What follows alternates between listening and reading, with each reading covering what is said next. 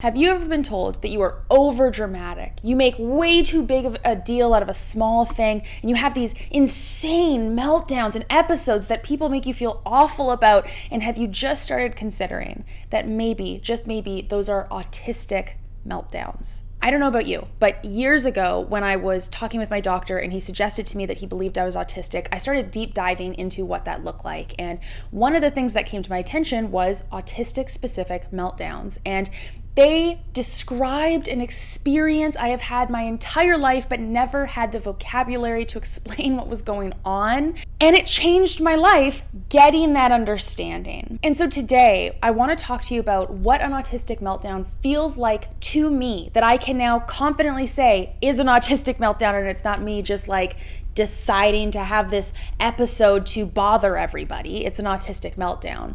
And then I want to talk about how I now in my life prevent them from happening. Now, these used to follow me all the time. In fact, traveling for me is a super hyper focus and a special interest of mine, and I have done a lot of it. And last year I went on 2 different trips. I went to Italy with my assistant. I promise this relates. And then I went to New York with my mom. And both of those trips, I experienced a somewhat severe meltdown that, affected the trip in some way. But this year, I went to London just a couple weeks ago, and I was there for a full week, and I didn't have a single meltdown. I know. And it's really cool to be able to see all of the work I have been doing to understand myself and take care of myself has a direct impact on how I get to enjoy life. And so while I want to talk about what an autistic meltdown feels like for me so that you can maybe identify with it and then use that as maybe a launch point to start looking into it for yourself, I also want to talk about how I'm at a place that I can now prevent them from happening. And I actually took a lot of footage of myself in London so I can actually show you the day that I had and how I avoided having meltdowns, even though there were opportunities for a meltdown to happen. So let's talk about it. At a very young age, I would have complete freakouts, screaming, crying, hitting things, throwing things, just like it felt as though there was a little demon inside of me that was bursting out, and I had no way to communicate what I was feeling or struggling with. And so it just came out as screaming and crying and hitting the walls and hitting the floor or hitting myself. And I didn't know how to verbalize what I was going through. And throughout life, I had these meltdowns and always just believed I was just dramatic. I was just over dramatic and made way too big of a deal about something. But when I got the verbiage of autistic meltdown, I started to be able to really deep dive and unpack what that meltdown felt like. And so here's what it feels like. An autistic meltdown feels like complete and total overwhelm. My body, I feel so disconnected to it and yet deeply within it that I almost feel like I don't control what I'm doing, what I'm saying, or what I'm experiencing. There is this intense discomfort both within my body. Physically, I am feeling just horrific, but mentally I feel that as well. And those feelings and sensations are so overwhelming that I can lose the ability to communicate what's happening to me. And so it's impossible for me to say, I need this, or I have to do this now to support myself, or can you help me? It's too much. And I just feel completely out of control. In this state, it is so difficult to regulate or utilize tools for myself. I've gotten better at it now, but for a very long time, when I was in this state of just like, oh, there's too much going on, I don't know what to say, I don't know what to do, I need this to stop, I need this to end, I need this to stop, I need this to end, I would look for soothing or regulating behaviors, and not ones that I'd provided myself in a healthy way. And so a lot of the times there was head hitting, there was body hitting, there was pinching. That was a big one that I used to do. There was realistically type tendencies. And these meltdowns could get so severe that I would have ideation because I wanted the feelings to stop. I didn't actually want that to happen, but I wanted the feelings to stop, because for me, when I am in a meltdown, it doesn't feel like it's going to end. It feels like, this is a thing that's happening and going to happen forever. It feels impossible to imagine that this will end at some point, and that can make it worse and be more overwhelming and trigger more feelings. What does an autistic meltdown feel like for me? It feels like complete lack of control. It feels like it doesn't feel like Haley. Even though it's a part of me and what I deal with in my experience, it doesn't feel like me because I don't feel in control. Autistic meltdowns can actually be predictable in some ways because specific environments or scenarios can, be overwhelming consistently because, I know what kind of things trigger me to feel overwhelmed. Certain types of crowds, if I don't have my sensory aids or accommodations with me, can be really challenging for me and be more likely to get me into a space where I'm edging towards a meltdown. Don't love that wording, but we're gonna stick with it, that's fine. And for myself, one of those scenarios was traveling for a long time because I knew that when I'm traveling, I don't have my home, which is like such a safe space for me. I don't have my dog, which is such a safe thing for me. I don't have my go-to people, my mom. If I don't have access to my mom, I'm like, what the heck? Don't have access to my closest friends necessarily. I don't have access to my safe foods. It's unpredictable being in travel, and so meltdowns could be predictable. And so this year, when I traveled to London, I really wanted to ensure that I was set up to have a meltdown if it happened, or to try to avoid having a meltdown by taking care of myself. So here are the things that I did to avoid having a meltdown on this trip. The first thing I did was that I ensured that I had some quiet time in the morning, every morning. For the first hour and a half, 2 hours of my day, I was alone in a room. Thankfully, I was spending time with family, and they were really cool with this. So I would get up, I would maybe do some work, and I would just spend some quiet time, have my headphones on, and just really be with myself. Roll the clips. Good morning. I'm doing my skincare currently. It is Friday. Don't have a watch. Friday is the 16th. I'm gonna do my hair and my makeup now. Join me on my day. Makeup is done. I'm bringing my Scentbird with me. I'm bringing my deodorant with me. Forgot to do that yesterday and I regretted it. I think I'm honestly going to grab my stuff and go. I'm just antsy. So let's go. I did just figure out a flaw of wearing a dress today. I finished my hair, finished my makeup, ready to go. I don't have pockets. I don't know about you, but after a super long and draining travel day, I feel like I need to freshen up. Just yesterday alone, I was in a car, I was in a train, I was in 2 planes, I was walking a ton, and after all of that, you start to smell a bit. And to help me out with that, I have one of my obsessions, which I'm sure that you have all heard about because I have talked about them before, and that is Scentbird. With traveling to London and being on the go at all times, it is super convenient to be able to have their travel size perfumes with me at all times. I kid you not, I take these with me everywhere. The packaging makes it super easy since you can lock it and unlock it, so I know it won't spill in my purse. Scentbird honestly makes me feel really confident and like I'm that girl, because who doesn't love smelling good? The scent that I was loving on this trip was Sleek Sandalwood by Mason 21G Paris. It smelled like BC, and so in London, it felt like home. The scents that I ordered this month were Sanctuary by Vaquita Dolphin and Michael Kors Wonderlust. They are both very cozy smelling smells.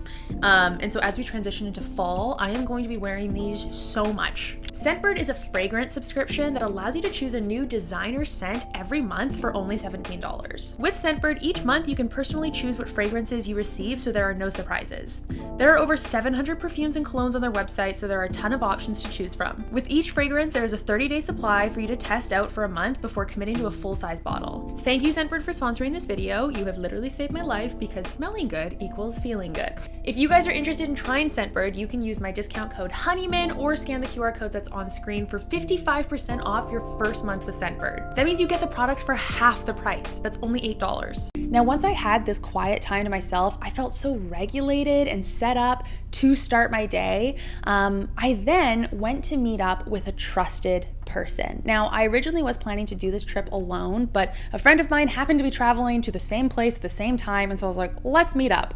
I absolutely prefer traveling with somebody else, especially a trusted person, because I know that I have support if I need it, but I know that I probably could have done this trip alone. I'm at that good of a space now that I feel like I could have done it alone, but having Amber with me was like one of the best things ever. So I met up with a really good friend. All right, I've made it to the bus station. My cousin dropped me off. Going to London Bridge. I'm not gonna forget to get off at the right platform. Going there, and then meeting up with Amber at St. Paul's.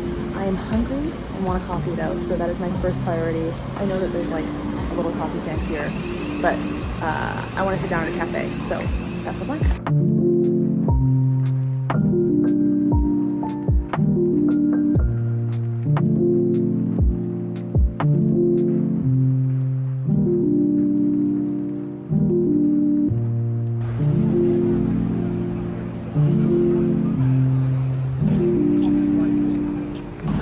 Arrived at St. Paul's Cathedral. I've shared my location with Amber, and she's now going to try to find me. It's way hotter than I thought it was going to be, and my legs are already tripping, so it's going to be a great week. I will say, I'm not vibing with my hair right now. I wish it was done a little bit nicer, or it was less frizzy because it's warm, and so all this hair is just hot, so it might go up. It might be an up day, you know? Oh my god! In the warmest outfit. She made it. It's so hot. Yeah, you are. Take it off. That's a great way to start a video. All right, I've met up with Amber. She has arrived. Hi. We are now at St. Paul's Cathedral. We're gonna figure out how to get in. We're trying to scam people. We are trying to scam people to say that we're students, but we're actually not. We're from Canada. We don't get student IDs. It's crazy. So we're gonna save £2.50. It's worth it. We're broke. I have a picture of me on my university website. Does that count? I say yes. There you go. You can't see it. That's beautiful. I'm looking at the homepage. I feel a little like my outfit was a little scandalous for a cathedral Yeah, right you look now. like a skank. I'm joking. I do. So where do we pay? I don't know. Somewhere this way. You sure? It had an arrow. It did? Okay. All right. Well, we're gonna go in. I want to see one of those. It's where people play organs. Oh my god. My organs, my internal organs. It's me having sex. Oh my god. I was gonna say strum on your intestines. Ew. Horrific. Too far. I did. All right. We will see you indoors.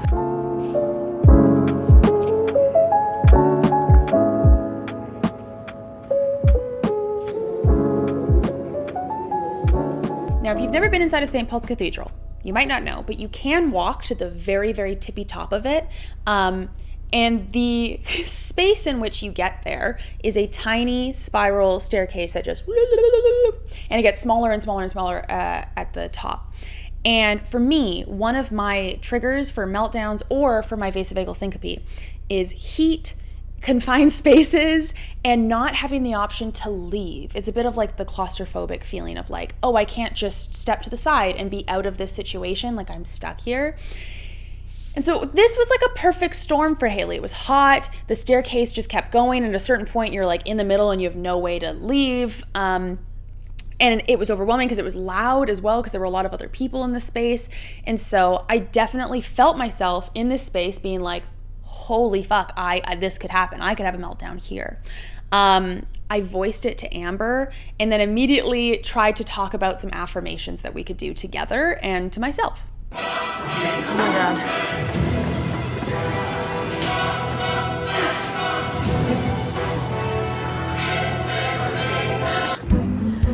Just climbed these steps to St. Paul's. We're on top of the world. Literally, look at this. Oh my god. Almost had an asthma attack and an anxiety attack in one, so that was fun. The steps up here are tiny. For little ladies, thank god I'm so teeny tiny and small. We would never been. I ain't. Just a little. Holy fuck, that was rough. Yeah. Didn't realize that this went outside though. It was a surprise to both of us that we're now outside. Ideal situation though. Yeah. The fresh air, the breeze. It was so good. Much needed. Look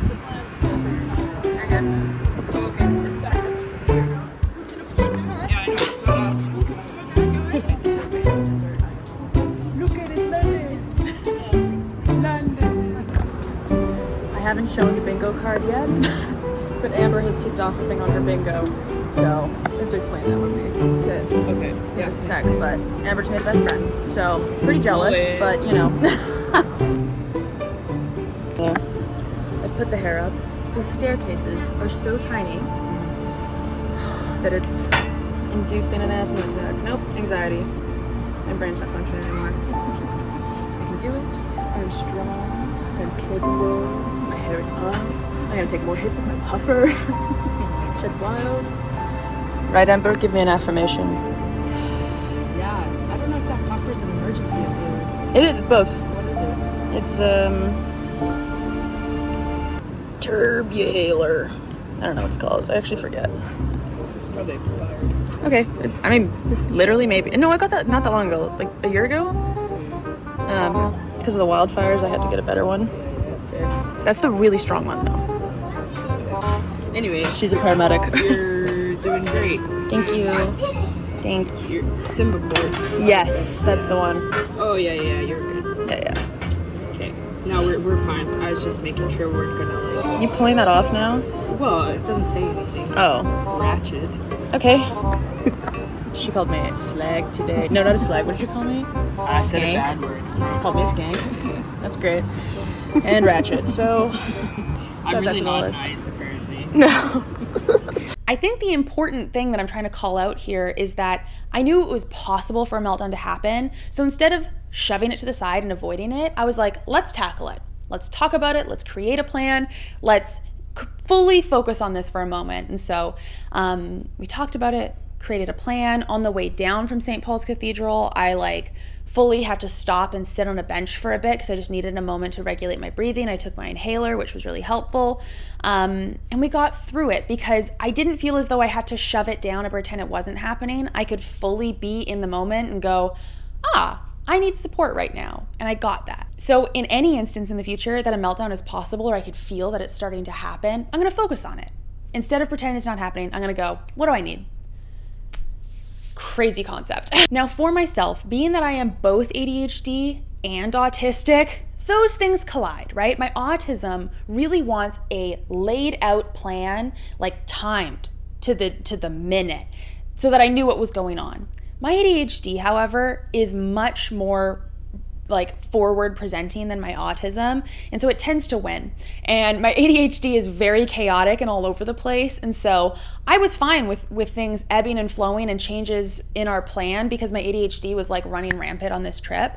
But I really appreciated having somewhat of a plan and kind of going with it as the day went. So for example, we said that we would start at St. Paul's Cathedral, and so we started there, met there, and I knew that we were going to be walking around the cathedral, which was a really good place to start. And then we ensured that we created a plan when we were out of the cathedral, and that was really nice too. We're getting the fuck out of here. Oh, we're so tired. We're so tired. My legs are shaking so badly. Yeah. We need water. We need food. We plan to house some burgers. Yeah. All of the above. But we need to get to the other side of St. Paul's first to see if we can get the photos that we're thinking of. Yeah, the feed the birds photos. This That's is it. we found it. Okay, we lied. That wasn't it. That's where we just were. Pretty though. We were at the steps of the fucking St. Paul's Cathedral, but we're now finding a pub because both of us are low on beer. We need a beer. We need fucking water. We're so dehydrated currently. And then we're gonna get on one of these buses and just sit. Oh, we're going this way. My brain is off and Amber is responsible for me. Yeah, that's usually how it goes. I'm fine with that. So we're going to the cockpit. Amber's least favorite place, but I persuaded her. So sharp and pointy. Oh no. This way? Yep. Oh my god. First right. Yeah, I missed that, so. It's The air is nice. Oh man. Oh, it was hot. Okay. My back. Are you posting this somewhere? Yep. Oh, never mind.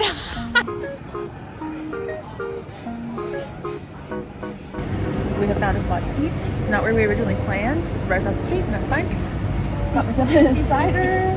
Amber's got herself a beer. We're gonna order food. It is a little expensive here. It's the exchange rate that makes it I so don't think so. I expensive. think British people would be like, it's expensive. Really? Yeah. It might be where we're located, but British people out there tell us it's 20 pounds for a burger expensive. $17.50. With fries.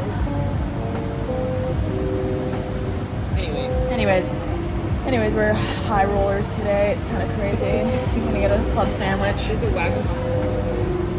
One was good. I had it the other day with my aunt and cousin. I'm so fucking hungry though. Yeah. Like I'm willing to spend the money right now. Alright. It's up to you though. There's a Five Guys. No, you go ahead and order. You're not gonna get here though? I'm gonna look at the menu. Well, I'm not gonna order here. You're not gonna order here. Oh. God, I'm gonna make a decision. Yeah. Fish and chips are so good. From there? Where it's coming from. I'll make a decision in a second. There's no rush. They do have olives. Love on olives. Anyways, we're gonna figure out what to do food-wise. We could ship those. Dude, I'll get the pickles. I'm in for the pickles. Yeah, I kind of want to try, but I don't want to sit here so long waiting for people. And then not get anything Yeah, else. exactly. I will get us pickles if you get us something else here. Like yourself something. Pickles on me if you get a plate. Oh my god. Okay. Off your sandwich. And thank you. Oh, thank you. Oh wow, that looks so good. Thank you. More sauces, ketchup, mayo? Another thing, the ketchup would be great. Thank you. Amber has asked me, oh, here we go, to try the mushy peas, which for me is like a, oh god, Yeah, it scares me. They're minty. I warned you. Minty. Minty mushrooms.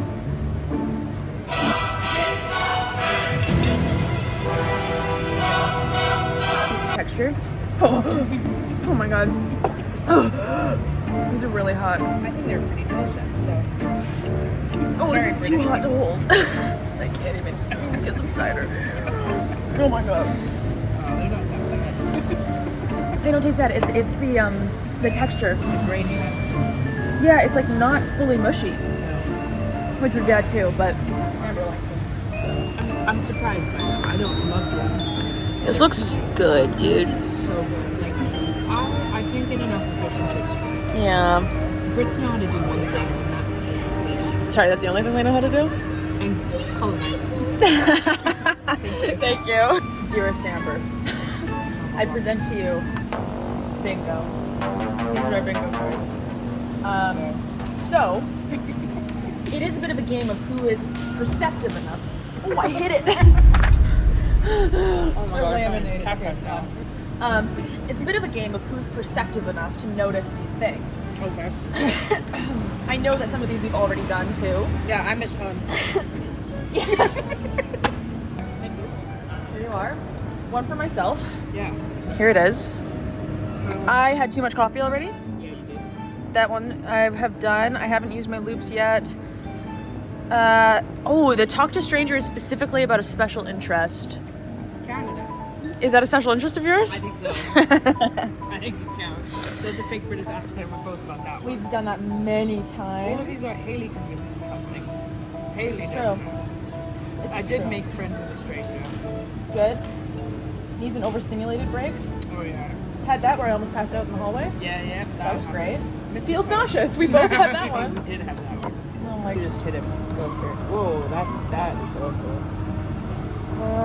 I don't think I've done that yet. Does a fake British accent? Absolutely. We're doing well. We have different ones right now. Yeah, we do. So, I guess I'll just copy it. yeah, look at that. Wow. Okay. Working on the line. I think I could Yeah. cry sadness in the next couple of hours. Yeah. And hopefully Haley will take it out. Thank you so much. St. Paul's. Tuppence a bag. Amber and I are walking incredibly slowly. My tummy hurts, but it's happy.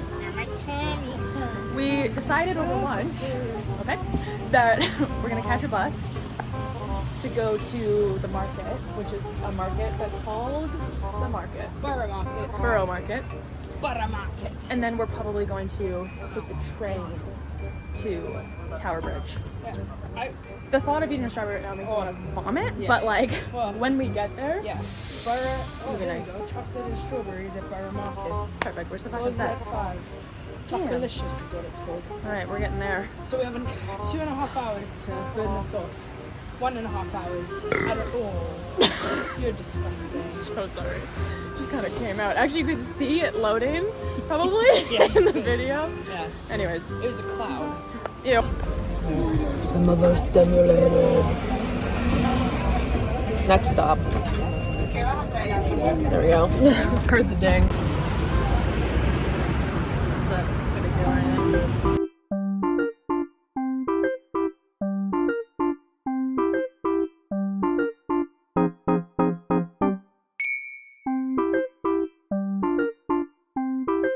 Amber got these strawberry chocolate things.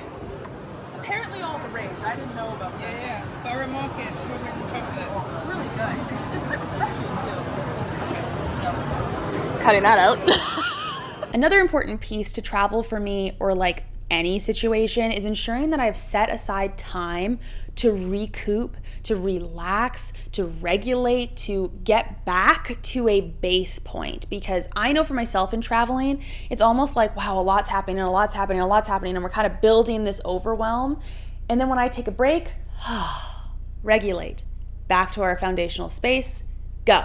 And we can do it again. And I can cycle through that until I'm tired, you know? And so having that recoup time was super important.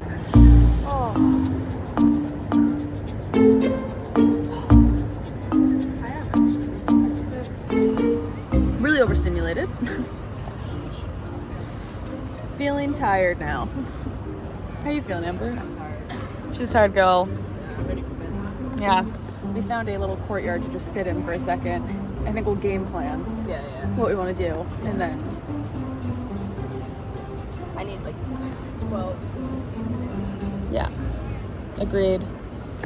Oh my gosh. Hey vlog, how goes it? I'm talking to the vlog. We took a little break. I needed a complete like sensory shutdown for a minute. Put the headphones on, listen to some music, close my eyes, that kind of deal. We've cooled down. I think not sweating so much and being around so many people has helped. We are now gonna go to Tower Bridge, get some photos, maybe walk to the other side because the train station's on the other side, and then get some little souvenirs. And then I think that's kind of the plan right now. Yeah, Amber's meeting up with a friend after. I got other friends. Okay. Yeah, she's really secure about it too. And we'll see. Depending on the vibe, I'll either head home or maybe I'll go to like Hyde Park or something and just lie there and read my book. So we shall see. We shall see what goes on. Erin, how to play? Well, just play the piano, but different. Lower instructions. Lower? How's the lower? Oh! That's really, it's very loud. It is. I want to leave, actually. That was embarrassing. No. You see this? It's Gucci. Yeah. Amber's favorite chicken shop.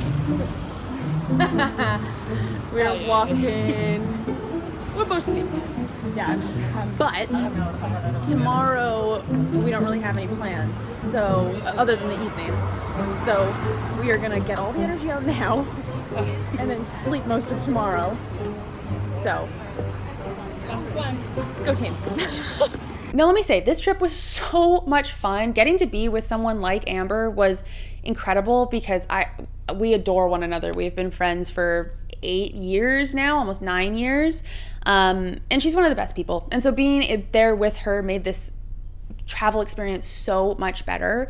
And at a certain point, when we had sat down for a bit, we both kind of did a check-in with ourselves and then talked to each other about it completely openly, where we're like, I could be done pretty soon.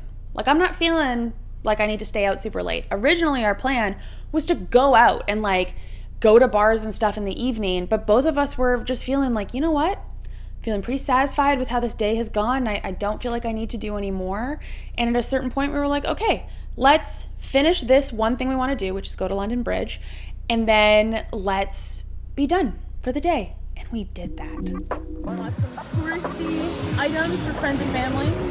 And now we're at the bridge. Tower Bridge. Tower Bridge!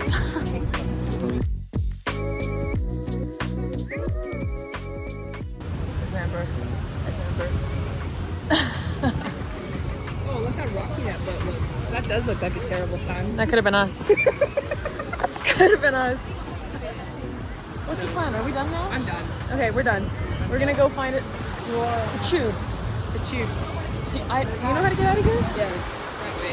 Okay, we're gonna find a tube. Then we're going. Okay, so Can look. we take a selfie? Like a picture? Yeah. Oh, I don't need to be in this one.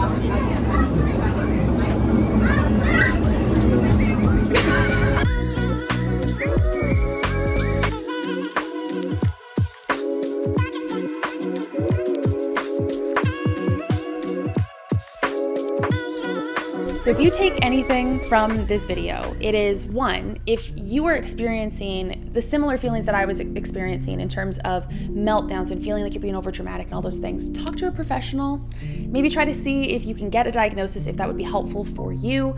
And you're not alone. Other people experience this as well. You're not making it up. You're not doing it for attention. You wouldn't do it by yourself if you're doing it for attention. Isn't that weird how that works?